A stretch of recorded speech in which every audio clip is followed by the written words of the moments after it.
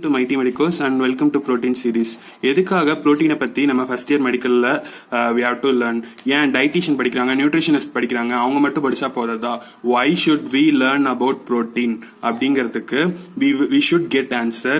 ஏன்னா protein has some of the essential functions in our body.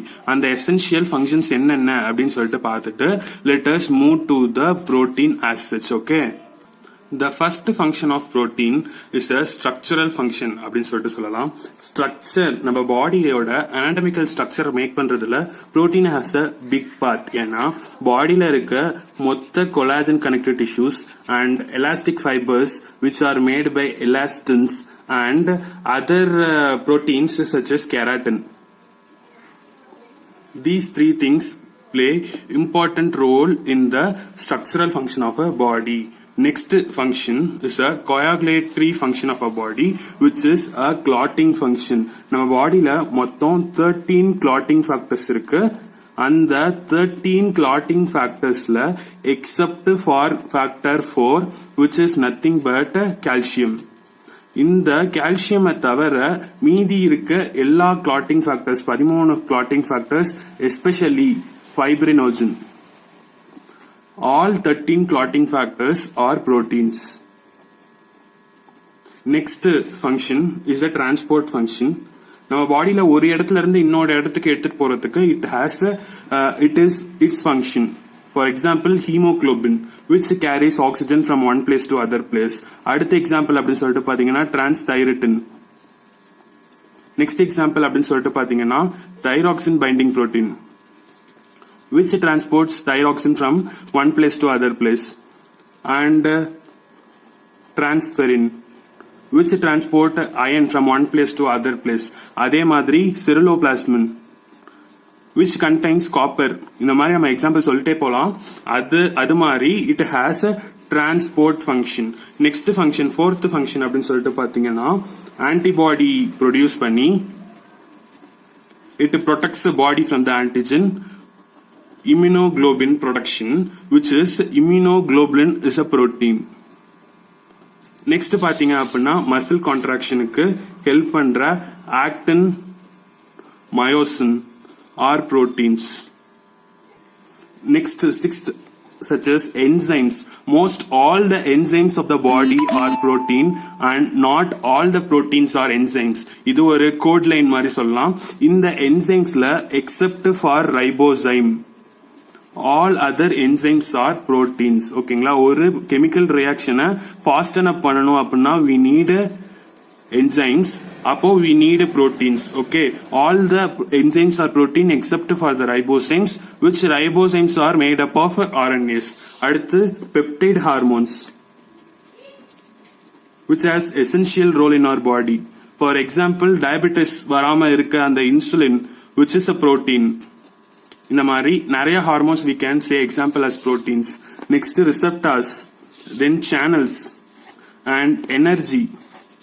Energyல 1 gram of protein which gives 4 kilocalories of energy.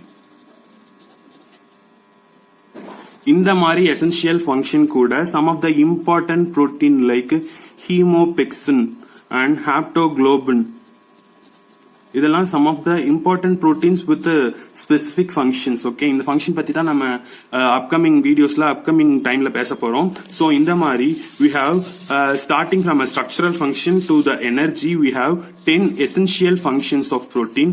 That is why we are keep on talking about protein. Doctor கிட்ட போனாலும் சரி, எங்க போனாலும் we are forced to take proteins.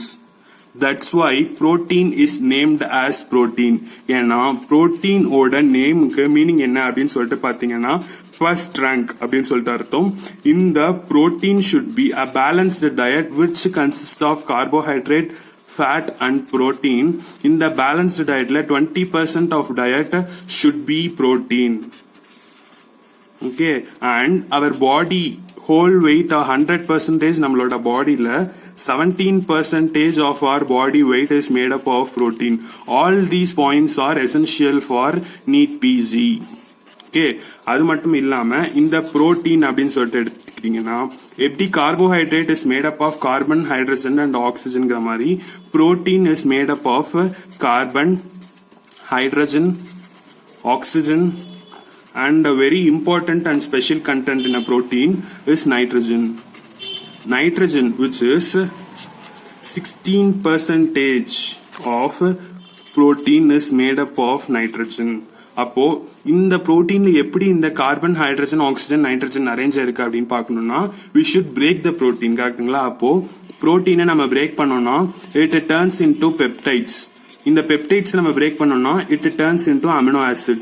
அப்போ இந்த amino acid ஸ்ட்ரக்சரை பார்த்தா in turn we are looking into the structure of protein. கரெக்ட்டுங்களா? அப்போ each amino acid has a structure which is nothing but a central carbon. Okay, as the name suggests, this amino acid has amino group, which is NH2 is an amino group.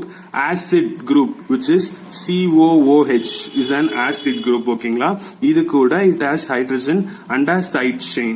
Okay, இதுல இந்த இடத்துல nitrogen இருக்கு பாத்தீங்களா?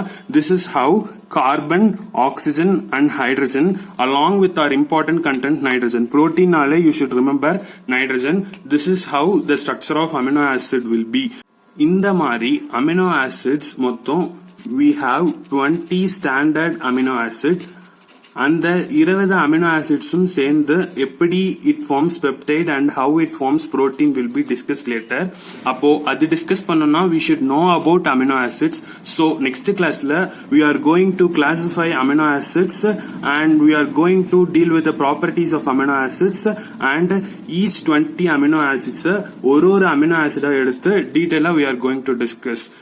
அது வரைக்கும் நம்மளோட சேனலை like பண்ணுங்க, ஷேர் பண்ணுங்க, சப்ஸ்கிரைப் பண்ணுங்க அண்ட் காமெண்ட் பண்ணுங்க. தேங்க்யூ.